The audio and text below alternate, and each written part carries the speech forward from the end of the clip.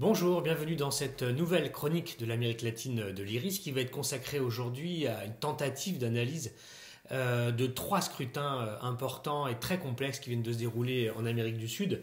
J'entends par là le résultat du deuxième tour de l'élection présidentielle équatorienne qui s'est tenue donc le 11 avril et qui va mettre donc désormais à la présidence du pays Guillermo Lasso à partir du 24 mai 2021. Deuxième élection le même jour, le 11 avril, le premier tour cette fois-ci de l'élection générale, donc présidentielle mais aussi du Congrès, on va y revenir, au Pérou, qui a donné un résultat tout à fait inattendu concrètement, mais qui s'inscrit dans un cadre qui était lui assez cartographié. Et puis enfin, on dira un mot aussi d'une troisième élection qui s'est tenue un peu sous les radars médiatiques, qui était l'élection, disons les élections locales et les élections régionales en Bolivie, et qui là aussi donne des résultats qui méritent d'être analysés. Alors ça va être un tour de force que d'essayer de faire une chronique sur ces trois scrutins très complexes qui chacun mériterait en réalité une analyse assez fine, mais on va surtout essayer de s'intéresser à essayer d'identifier ou de mettre le doigt sur certaines des dynamiques sociales et politiques qui en fait se cachent peut-être ou qui se révèlent à travers les résultats complexes des élections dont on va parler. Alors on va commencer avec l'Équateur, donc ce pays andin de 17 millions d'habitants. Plus de 13 millions d'Équatoriens et d'Équatoriennes étaient de nouveau appelés donc, aux urnes le 11 avril pour choisir entre Guillermo Lasso, l'homme d'affaires et le banquier de Guayaquil, le poumon économique du pays, et puis Andrés Arauz, le candidat économiste, le jeune économiste du mouvement lancé par Rafael Correa, de ce qu'on appelle la révolution citoyenne, qui a été au pouvoir jusqu'en 2017 et qui était arrivé, on s'en souvient, assez en tête avec plus de 32% des voix au premier tour, qui était donné gagnant dans pas mal de sondages, même si les écarts se resserraient avec son adversaire Guillermo Lasso, mais finalement, et de manière assez nette, la courbe s'est inversée et Guillermo Lasso l'a emporté. Alors, cette campagne a été très longue, entre le premier et le deuxième tour, éprouvante pour tous les candidats, et puis il faut dire une campagne qui a été quand même souvent sous la ceinture, avec des attaques assez personnelles, des dénonciations, des accusations.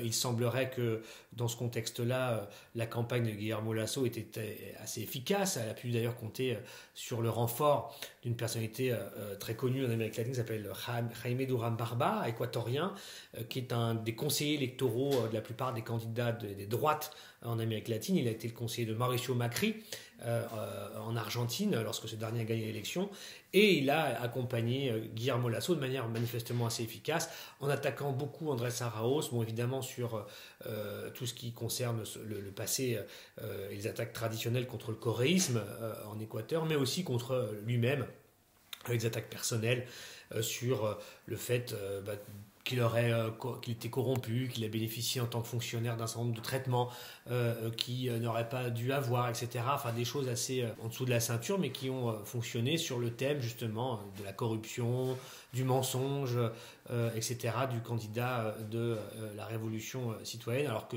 tout indique que ce dernier a fait était parfaitement dans le cadre du droit et de la légalité équatorienne, etc. Bref, en tout cas, la campagne a beaucoup tourné autour de ça, plus des attaques avec des suspicions toujours de financement, des guérillas colombiennes, enfin bref, la campagne a été assez éprouvante, comme je le disais. Quoi qu'il en soit, et c'est peut-être le plus important, au-delà de cela, ce qui semble s'être déroulé in fine, c'est que finalement, cette élection à laquelle le taux de vote nul a été très important, près de 17%, ce qui était en fait la consigne un peu d'un homme clé de l'entre-deux tours qui était Yacu Pérez, on s'en souvient, le candidat de Pachakutik, le mouvement indigéniste, qui lui avait considéré avoir été éliminé alors qu'il aurait dû être deuxième tour par une fraude, donc ça faisait aussi partie du climat de la campagne. Il avait appelé à ne voter ni pour Guillermo Lasso ni pour Andrés Arauz. Il semble qu'il était entendu par une partie de son électorat, puisque 17% des Équatoriens ont voté nul à cette élection. C'est inédit, c'est énorme, c'est à prendre en compte.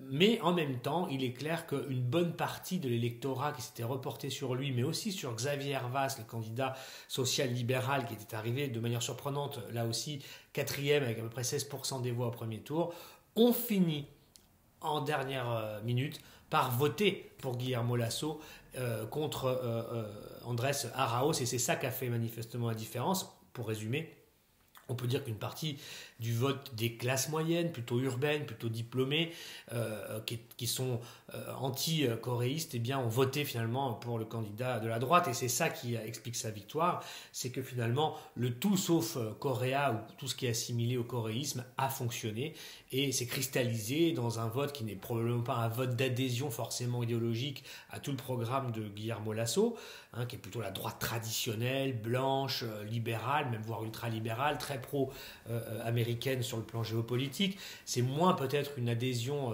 franche et massive à ce programme qu'un tout sauf le retour au pouvoir du coréisme, même incarné par le jeune économiste Andrés Arauz. Et ça a fonctionné, et dans cette équation, le vote des classes moyennes urbaines qualifiées, diplômées, etc., a manifestement joué un rôle déterminant, alors qu'ils étaient très indécis entre peut-être le choix de ne pas voter et puis finalement celui de voter pour Guillermo Lasso, et c'est ça qui a manifestement emporté la mise. Alors maintenant, la situation en Équateur est compliquée. Guillermo Lasso prend le pouvoir dans un contexte de fragmentation très forte du vote, de son alliance en tout cas, qui se reflète largement à l'Assemblée nationale, puisque à l'Assemblée équatorienne, eh bien, il n'y a aucune majorité qui existe. C'est ça la situation. Donc fragmentation des votes, dispersion, c'est une dynamique de fond qu'on retrouve un peu partout en Amérique latine. Alors en Équateur, il y a 137 sièges à pourvoir à la Chambre. Eh bien, Monsieur Lasso n'en dispose que de 12. Donc il va devoir faire des alliances évidemment avec l'autre partie de la droite, le Parti social chrétien, qui est de Jaime Nebot, qui est l'un de ses alliés historiques de la droite. Là on est à peu près dans le schéma de la droite classique équatorienne, mais il va devoir s'allier et dépendre des négociations qu'il aura précisément avec Xavier Hervas du Parti social libéral, qui lui a 18 sièges, mais aussi du Pachakutik de M. Pérez, qui s'est installé comme deuxième force politique en fait au Congrès, avec le jeu des scrutins, et qui lui dispose de 27 sièges au Congrès. Il va falloir que M. Lasso construise une majorité avec ça, avec des partis qui ne sont pas du tout sur sa ligne et qui ont voté pour lui pour éviter le retour au pouvoir des progressistes d'Andrés Arauz. Alors, ce dernier, d'ailleurs, même s'il est défait, il a quand même fait 47% des voix sur son seul nom, et ce qui, de manière paradoxale, conforte, le fait que le parti issu du coréisme, la force issue du coréisme, reste en Équateur la première force politique relative du pays, puisque tout seul il a fait 47%, et puisque au Congrès ils ont 49 sièges, et c'est donc la première force politique qui est dans ce Congrès très éclaté, donc très incertain, et ce qui va rendre la vie politique équatorienne très très loin de la stabilité et d'une logique à laquelle on pourrait s'attendre d'un président qui a été élu avec derrière une majorité, etc. C'est pas du tout la situation. On sort avec ce scrutin avec une confirmation de la fragmentation, de la polarisation politique, et du fait que cette polarisation entre le coréisme et puis le reste des oppositions en Équateur reste vive et va donc marquer le début du mandat de Guillermo Lasso. Donc c'est à mon avis certaines conclusions qu'il faut tirer de cet scrutin. Donc d'abord le fait que 17% n'ont pas voté, en tout cas se sont abstenus, ont voté blanc, surtout voté blanc. Donc il y a quand même là aussi une crise de la représentation politique qui n'est quand même pas réglée avec cette élection, et puis cette fragmentation dont je vous parlais, et les débuts de Guillermo Lasso qui vont être quand même très dépendants des alliances qu'il arrivera, soit ponctuellement, soit de manière plus pérenne, à construire avec des partis qui ne sont pas de son camp. Et voilà dans quoi on rentre en Équateur. Alors, 2 ou 3 enjeux sur le début de ce mandat, toujours lié à la polarisation et la fragmentation et à la radicalisation du champ politique. Tout ça, encore une fois, sur fond de grandes crises économiques, de crise du Covid. La situation de l'Équateur est dans tous ces domaines tout à fait préoccupante, et le plus dur ne fait que commencer en fait pour ce gouvernement face à la situation économique et la situation sanitaire. C'est quasiment 350 000 malades officiellement, il y a eu près de 17 ou 18 000 morts à l'heure où on se parle en Équateur, dans ce pays, des services sanitaires totalement submergés par la situation. Bref, le plus dur ne fait que commencer. Alors, sur le plan, deux, trois enjeux, je disais, ou disons, sujet de réflexion pour l'avenir. Le premier, c'est que, Monsieur Lasso va devoir, est-il capable de pacifier finalement le pays et d'essayer que cette polarisation ne continue pas de creuser les rapports de force et les tensions politiques et sociales dans ce pays qui est déjà si fragile. C'est une question. D'ailleurs, c'est ce que réclament un peu les perdants, le camp de Andrés Arauz, qui exige aujourd'hui qu'il y ait une vraie restauration de l'état de droit en Équateur et que cette restauration de l'état de droit passe par la fin des persécutions politiques contre leur propre camp dont ils s'estiment victimes. On pense à Rafael Correa, bien sûr, qui est en Belgique, mais à d'autres aussi dirigeants qui n'a pas eu le droit de se présenter à l'élection et des dirigeants de la révolution citoyenne. Donc c'est ça un des enjeux. Alors peut-être que même dans l'exigence de l'opposition aujourd'hui, puisque le chorisme est la première force d'opposition, c'est peut-être le fait de trouver un terrain d'entente sur la fin des persécutions, ou en tout cas ce qu'ils appellent des persécutions, et puis peut-être une contribution à la stabilité politique du pays en étant une opposition qui peut-être ne compliquera pas de manière excessive la situation pour le gouvernement qui démarre quand même sur une position quand même assez complexe. C'est un des points qu'il faudra suivre. Et puis un deuxième point qu'il faudra suivre, c'est évidemment l'impact géopolitique de cette élection de Guillermo Lasso. Et là, on est dans un schéma assez clair. Guillermo Lasso, c'est une alliance très claire, exigée et revendiquée auprès de Washington. D'ailleurs, Joe Biden et M. Blinken, le secrétaire d'État, ont immédiatement salué chaleureusement la victoire de M. Lasso, qui a été aussi célébrée par pas mal de dirigeants de la droite latino-américaine, M. Piñera au Chili, aussi également en Colombie, M. Ivan Duque, évidemment, qui est un allié très très proche du gouvernement de Guillermo Lasso.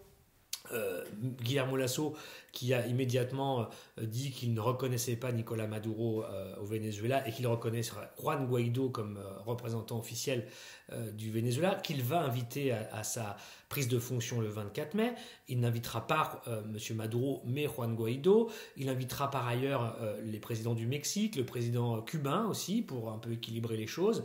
Enfin, ça nous dit que aujourd'hui, la victoire de Guillermo Lasso, ça renforce le camp des droites latino-américaines dans le dossier vénézuélien, et en même temps, le poids de l'Équateur va être quand même assez limité par la fragilité et la crise du pays.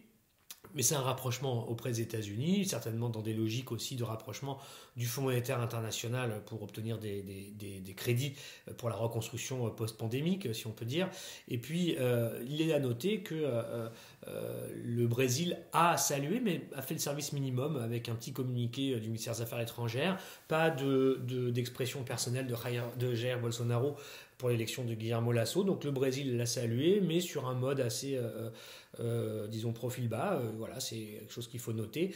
Et Alberto Fernandez, l'autre, disons, leader du centre-gauche latino-américain, a aussi salué la victoire en espérant justement, et ça fait peut-être écho aux exigences de l'opposition équatorienne, à ce que cette présidence restaure un climat démocratique et d'état de droit meilleur, et que tout ce qui est les atteintes à l'état de droit cesse en Équateur. Donc c'est un langage diplomatique codé, mais qui est un message peut-être d'appui un petit peu à la demande de l'opposition coréiste aujourd'hui dans le pays. Alors voilà un petit peu quelques éléments qui concernent l'Équateur. On va passer maintenant au Pérou. Alors là, le cas est plus complexe, mais on va pas essayer de se perdre dans les détails.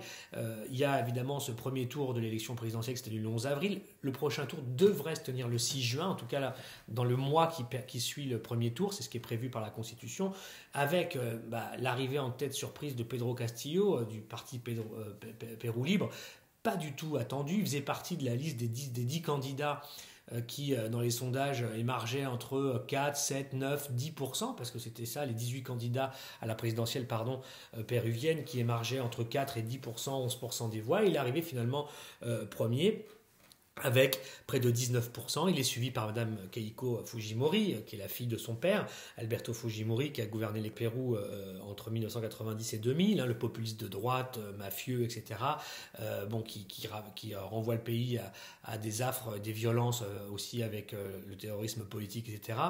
Donc, Elle arrive deuxième, elle qu'on appelle Madame K au Pérou. Elle arrive deuxième avec à peine 13% des voix. Et puis derrière, on a disons, une petite caravane de candidats entre 7, 8, 9%. Bref, un paysage politique tout à fait explosé, une énorme dispersion des voix dans ce pays. Aussi également avec une abstention très forte. 17% des Péruviens n'ont pas voté à cette élection. Les trois premiers candidats, donc M.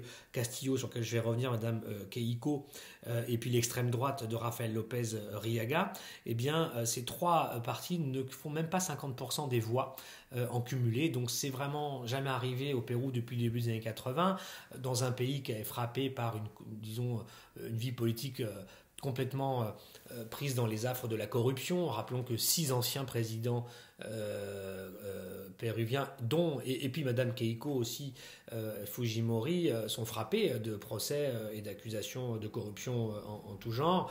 Donc ce que je veux dire par là, c'est que la dynamique fondamentale au Pérou, c'est un rejet en fait du système politique, des institutions. C'est un rejet des organisations représentatives qui s'exprime à la fois par cette abstention assez forte, 17%, puis par cette dispersion, cet éclatement, cette fragmentation des votes, où finalement les Péruviens ont à la fois exprimé un clivage interne, qui est un clivage entre, disons, la ville et le monde rural, et puis à la fois un rejet très très fort de toutes les offres politiques. Alors ça s'est traduit par finalement l'émergence ou une prime à un candidat qu'on appellerait anti-système, un candidat qui à la fois représente un certain Pérou, c'est le Pérou andin, c'est le Pérou rural. Monsieur Pedro Castillo a remporté les voix dans les 5 États, les régions les plus pauvres du Pérou, celles les plus frappées par des années de néolibéralisme, de politique de privatisation, de libéralisation. Il a gagné, il vient de Cajamarca, qui est au nord, qui est une région très connue pour ses luttes contre, les projets miniers. Lui-même a émergé lors d'une grève des instituteurs publics en 2017. Monsieur Castillo est un Péruvien de l'intérieur, ça se voit physiquement, ça se voit socialement, c'est un maître d'école, et alors il est anti-système, il est à la fois, souverainiste, comme on dirait ici. C'est quelqu'un qui milite pour une reprise en main de l'économie et un renforcement du rôle de l'État dans l'économie. Il se prononce en faveur de nationalisation des ressources naturelles, contre les multinationales, le libre-échange, etc. Il veut également mettre en place des politiques d'urgence contre la pauvreté. Il veut renforcer et mettre en place une politique de rattrapage du monde rural péruvien, etc. Donc il a obtenu un vote très fort, dans ce Pérou de l'intérieur. C'est un vote d'une base populaire, en rupture totale, invisibilisée, qui n'a plus de représentation politique dans le jeu des partis traditionnels depuis fort longtemps, et qui a trouvé parmi quelqu'un qui leur ressemble finalement, ce candidat anti-système qui est envoyé finalement comme une sorte de petite bombe dans le jeu politique péruvien. Alors le problème, c'est que M. Pedro Castillo, qui provoque l'ire de tous les candidats et puis, du monde politique, intellectuel et médiatique péruvien, qu'on compare déjà, dit-on, à une sorte de Chavez péruvien qui serait dangereux pour le pays, etc. Alors le problème, déjà, sur son programme, évidemment, il y a aussi une forme de traditionnalisme, de conservatisme, même sur les questions sociétales. Sa position, c'est plutôt qu'il faut préserver la famille traditionnelle comme noyau de la société péruvienne, de protection.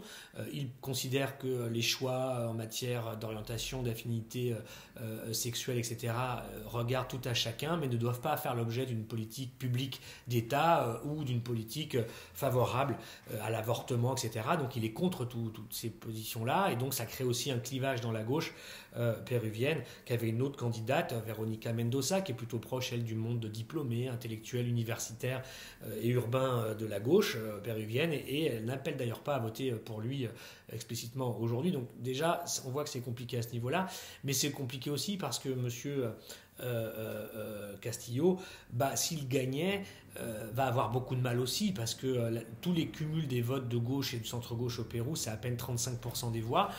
Arithmétiquement, la droite et l'extrême droite, avec Mme Fujimori, mais aussi également Je disais Hernando Soto, qui est le candidat de la droite libérale classique péruvienne, ou bien M. Riga, Rafael López Riga de l'extrême droite, pourrait faire une majorité en fait de voix dans ce deuxième tour. Donc ça va être très incertain. Et puis encore une fois, sur un fond d'un éclatement littéral des forces législatives, puisque au Pérou, on va avoir 10 partis, 11 partis qui vont se partager sans aucune possibilité de majorité les sièges du Congrès. Donc là aussi, ça va être un jeu de quilles très complexe, un casse-tête dont on ne voit pas bien aujourd'hui quelle pourrait être la cohérence. Alors, Pedro Castillo, dans ces conditions-là, pourrait être un président un peu en difficulté, peut-être un exécutif fort avec un législatif pas du tout à sa main. En tout cas, il fait une proposition d'ores et déjà, c'est que le socle minimal d'une alliance politique, s'il gagnait, ce soit ce qu'il réclame, l'organisation d'une assemblée constituante. Et on s'y retrouve une fois de plus, c'est une des grandes revendications qui montent partout en Amérique latine face à la crise politique, de représentation, de rejet des institutions, de crise de la représentativité, etc. C'est l'exigence de processus constituants pour remettre à plat le jeu politique, les partis, les règles fondamentales des régimes politiques. Et c'est ce qu'exige, c'est une des grandes revendications du mouvement de Pedro Castillo, c'est une assemblée constituante, et il propose que tous les partis qui sont prêts à s'engager au moins sur cette revendication puissent rentrer dans un dialogue avec lui pour commencer à mettre en place un programme, une législature au Pérou. Donc voilà quelques éléments. Tout ça va encore bouger d'ici au deuxième tour. C'est impossible de déterminer les équilibres qui vont en sortir, mais enfin on peut identifier les dynamiques qui sont derrière, qui à mon point de vue rappellent encore une fois qu'on est dans une séquence longue de dégagisme en Amérique latine, qui s'exprime dans des situations de jeu politique bloqués par tout un tas de phénomènes qui peuvent osciller les uns aux autres, qui peuvent changer. On peut avoir à des moments des cristallisations sur un vote, mais qui après repartent sur autre chose. Enfin, on est dans une situation qui est incarnée au Pérou par le scénario très complexe auquel nous avons à faire face aujourd'hui. Dernier mot. Élection en Bolivie. Là aussi, un mauvais coup pour le mouvement socialiste, le parti au pouvoir de Luis Arce et de Evo Morales, puisque le parti perd 6 des 9 grandes régions du pays. Il n'en gouvernera plus que 3. Essentiellement, il conserve ses bases dans le monde rural et andin, là aussi. Clivage. La gauche bolivienne s'ancre et un mouvement fort dans quand la partie andine et rurale du pays, où il rafle 70% par exemple des municipalités, mais par contre, dans les grandes villes, les métropoles, dans les mondes urbains, il y a un recul de la gauche bolivienne au profit des oppositions, et c'est un mauvais résultat en fait pour Luis Arce, qui avait pourtant été élu de manière très importante, on s'en souvient, 55% des voix il y a un an. Et là, il perd beaucoup de voix, en particulier dans les villes et auprès là encore des classes moyennes et diplômées. C'est toujours un paramètre qu'on voit un peu partout, c'est cette fracture, division entre ces classes moyennes et supérieures diplômées, qui peuvent souvent avoir des votes très à droite, et puis aussi les gauches qui sont plus de l'intérieur, plus rurales aujourd'hui, en tout cas dans les pays andins comme l'Équateur, le Pérou ou la Bolivie. Donc mauvais score pour le MAS, et dont il faudra continuer à analyser les perspectives dans les semaines et les mois qui viennent. Donc on le voit pour ce petit éclairage sur la gauche andine et puis sur la situation politique andine en général, on voit que les scénarios sont complexes et sont confrontés à des grandes dynamiques de polarisation, de fragmentation qui plutôt éclairent sur une certaine décomposition des champs politiques plutôt que sur la construction de nouveaux paramètres ou de nouveaux espaces politiques dans ces pays-là. Et on continuera bien sûr de suivre tout cela par le futur. Merci, à une prochaine fois.